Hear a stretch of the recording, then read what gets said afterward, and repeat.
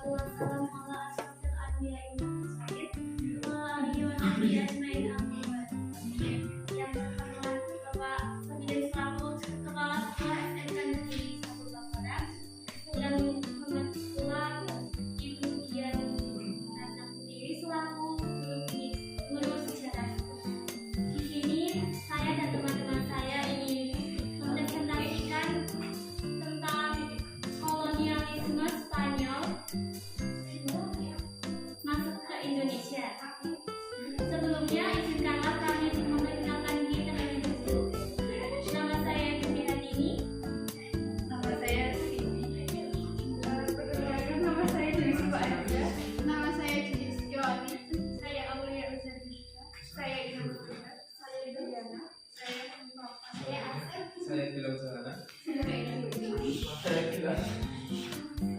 Jadi ini sekian kenalan dari kami. Mungkin bisa langsung ke presentasi.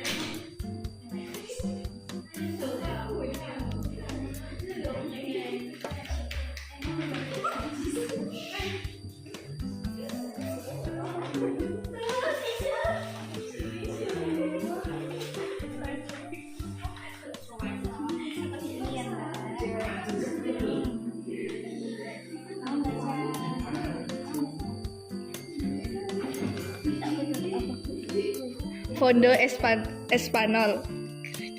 Ini latar belakangnya Spanyol masuk ke Indonesia.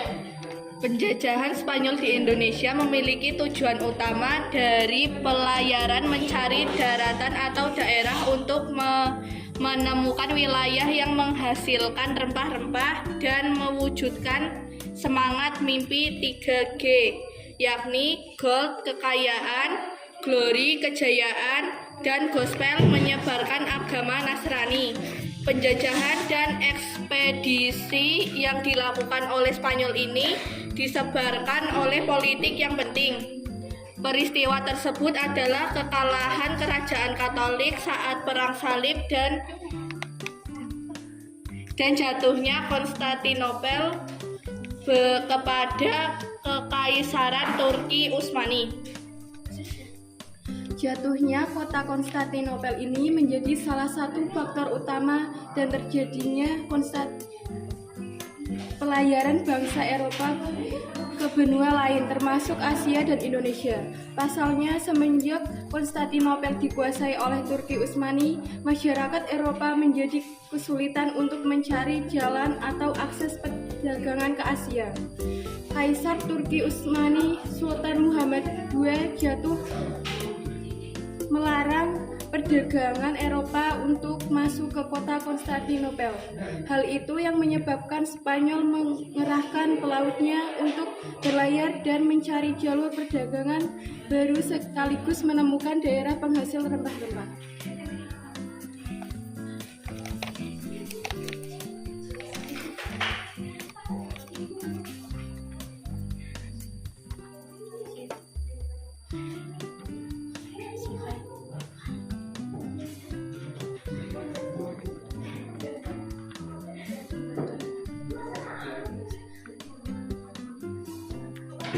Spanyol merupakan salah satu negara Eropa yang pernah datang ke Indonesia untuk melakukan penjajahan, menguasai rempah-rempah, dan menduduki wilayah Nusantara. Ekspedisi yang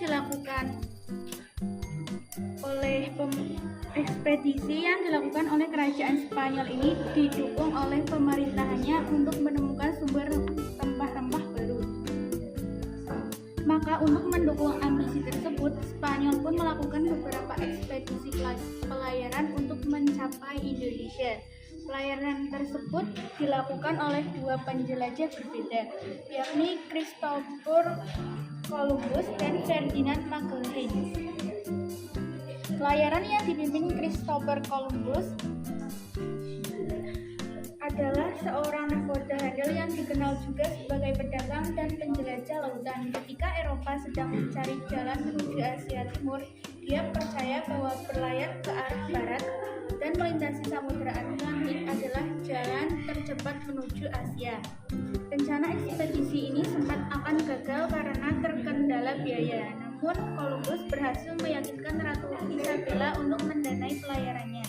Pelayaran ini sebenarnya beresiko sangat tinggi. Para awak kapal pun merasa ingin membatalkannya, tetapi Columbus tetap merasa yakin dengan rencananya dan melanjutkan ekspedisi pada 3 Agustus 1492 dengan 3 kapal yang berisi 120 perahu. Perjalanan ini pertama kali berlabuh di Kepulauan Kanari yang berada di lepas pantai Afrika. Mereka pun melanjutkan perjalanan dari Kepulauan Kanari pada 6 September dengan berlayar ke arah barat. Akhirnya Columbus menemukan sebuah daratan baru yang mereka anggap sebagai India. Ternyata daerah tersebut adalah Kepulauan Salvador yang berada di benua Amerika. Columbus sendiri melakukan 4 kali perjalanan dalam ekspedisinya mencari daratan baru.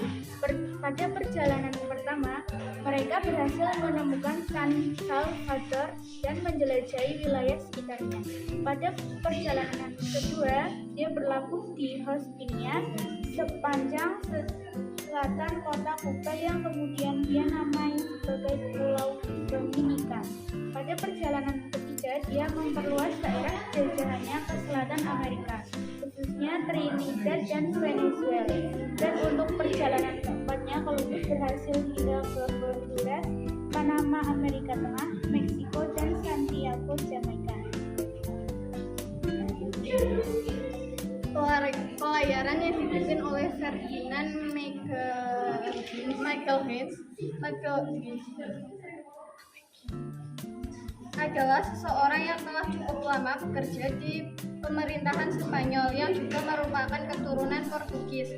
Sama halnya seperti Columbus, Magalhães juga memiliki ambisi untuk mencari daerah penghasil rempah-rempah yang baru. Pada akhirnya, Magalhães pun berangkat dari Spanyol untuk melakukan ekspedisi di tanggal 10 Agustus 1519. Dia pergi bersama 165 awak kapal yang terbagi dalam 5 kapal berbeda. Dalam ekspedisi ini, Magalhães dibantu oleh Kapten Juan Sebastian Delgado sebagai kapten dari kapal yang ditumpanginya itu. Dalam kapal tersebut juga terdapat seorang penulis dari Italia yang bernama Pigafetta. Kisah perjalanan Magalhães ini pun kemudian ditulis oleh Pigafetta secara khusus. Pelayaran Magalhães bersama Delgado masih melanjutkan jalur dari ekspedisi Columbus. Mereka melalui Samudra Atlantik kemudian menuju ke arah barat hingga ke pantai timur Amerika Selatan. Setelah itu mereka juga melakukan perjalanan ke ujung benua Amerika dan melewati suatu selat yang mereka namai sebagai Selat Magalhães. Pada 1521, Magalhães melalui Samudra Pasifik dan sampai di sebuah pulau yang bernama Kepulauan Masava. Pulau ini pun kemudian berganti nama menjadi Filipina, yang diambil dari nama Raja Spanyol pada waktu itu, Raja Philippines III. Di daerah ini, Magalhães juga membuat buku peringatan sebagai tanda jika Filipina merupakan salah satu wilayah dari Spanyol. Selain itu, Magalhães juga menyebarkan agama di setiap daerah yang dia singgahi. Namun ternyata penyebaran agama ini menimbulkan berbagai perlawanan di sebagian wilayahnya. Salah satu perlawanan atas penyebaran agama tersebut dilakukan oleh orang-orang Natkan yang mengakibatkan tewasnya Magalhães di Filipina. Akhirnya orang-orang Spanyol yang tersisa pun harus meninggalkan Filipina untuk kembali berlayar ke daerah selatan. Dengan 2 kapal yang tersisa, yakni kapal Victoria dan kapal Trinidad, mereka berlabuh di Maluku. Setelah melewati Kalimantan Utara, di Maluku ini mereka akhirnya berhasil menemukan rempah-rempah.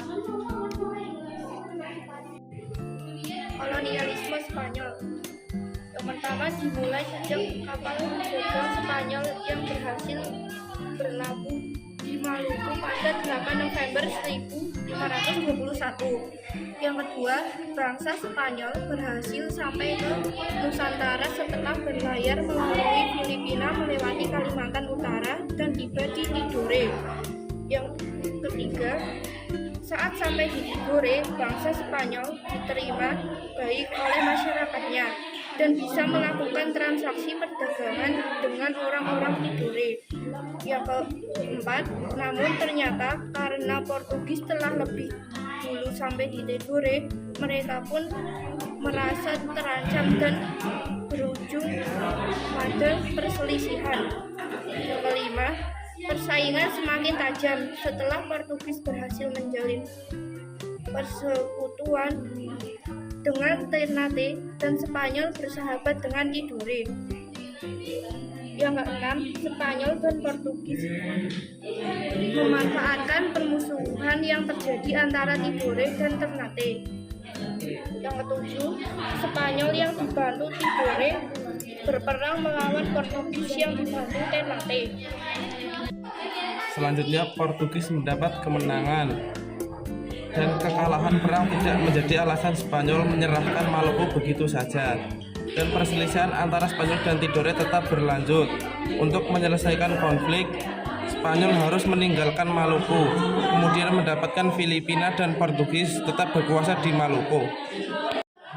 Penjajahan Spanyol di Indonesia dimulai saat mereka berhasil menginjakkan kakinya di Tidore, Maluku.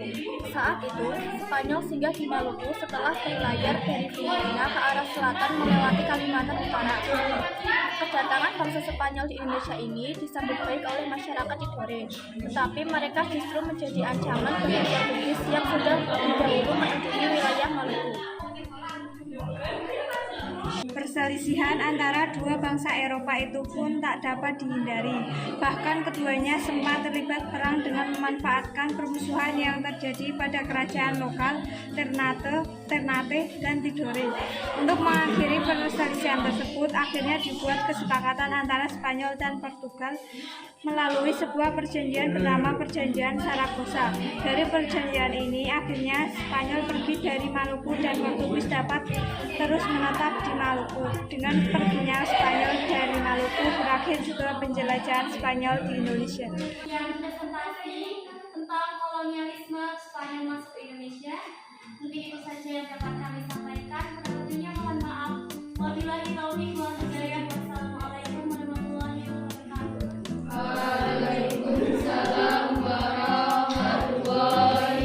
wabarakatuh.